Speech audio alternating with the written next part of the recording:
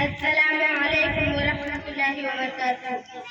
الحمد لله كفى والسلام على عباده الذين اصطفى أما بعد فأعوذ بالله من الشیطان الرجیم بسم اللہ الرحمن الرحیم.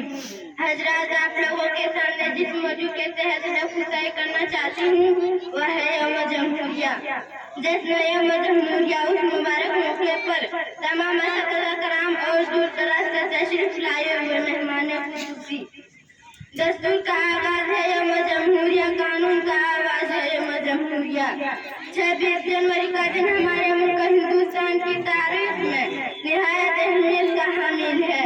آج کا دن ہمیں ان بزرگوں اور عظیم رہنماؤں کی قربانیوں کی یاد دلاتا ہے جنہوں نے آزادی اور جمہوریت کے لیے اپنا سب کچھ قربان کر دیا تھا. 15 اگست 1947 عیسوی کو انگریزوں کی غلامی سے آزاد ہوا تھا، لیکن قانون اتباع سے ہمارا ملک انگریزوں کے ماتحت تھے. اس وقت سے انگریزی دستور العمل ہمارا ملک نافذ تھا.